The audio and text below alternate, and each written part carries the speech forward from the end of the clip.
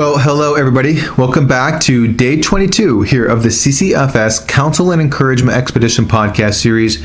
I'm Edward Welch, your host here in the month of May, where every day in May I'm doing a daily 2 to 3 minute word of counsel and encouragement for your edification and building up of the faith.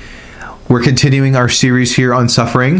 The first day was suffering is something that's entrusted to us. Yesterday, I mentioned to you that suffering is part of what connects us to Jesus. Suffering connects us to Jesus. And today, I want to bring out the point that suffering doesn't need to be interpreted. Suffering doesn't need to be interpreted. Now, you might be thinking to yourself, well, then what else am I going to do with my suffering except try to figure out what's going on? And so let me unpack what I mean by that. Now, firstly, I want to say to you, I actually picked up sort of this idea, or I'm building this idea on top of an article by Ed Welch, which I'll leave a link for in the description box below. But he makes a point that sometimes we actually have a tendency to overinterpret our suffering. And he was sort of just thinking about, difficulties like the COVID-19 and the global pandemic that we're all experiencing. And sometimes we just want to get into the weeds of, what's going on there. And so there's this little tendency inside of us to overinterpret suffering and pain and hardship.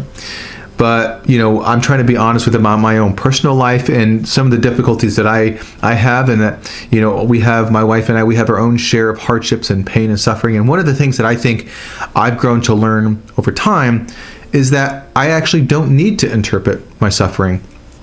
Now, in order for that to occur, though, some other things have to be in place.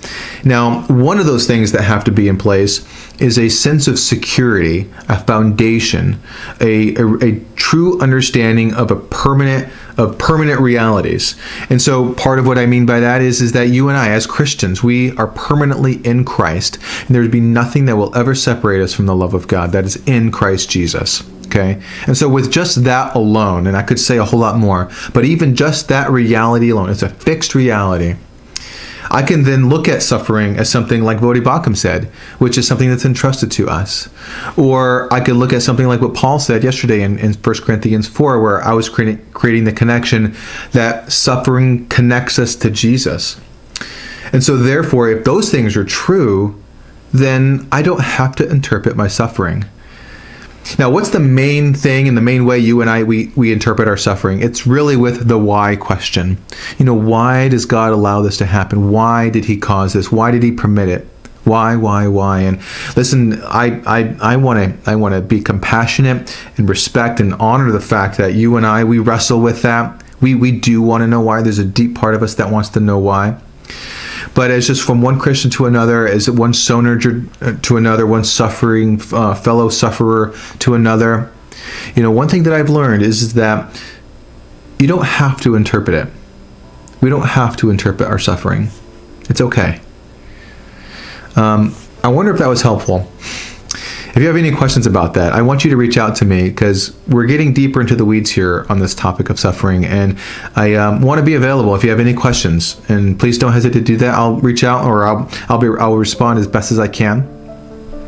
But please stay tuned in tomorrow, day 23, as we continue working in our series on suffering.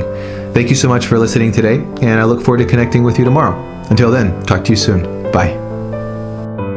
Hey, real quickly, thank you so much for visiting. If you want to learn more about CCFS, please visit my website at ccfamilyservices.com. There you'll learn about the mission and vision of CCFS, or you'll find out there's podcasts, articles, and blogs and content that I make available to you in case you're interested in that.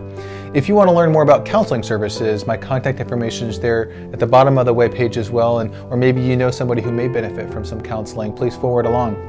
Thank you so much for visiting today, and I look forward to connecting with you. Until next time, take care.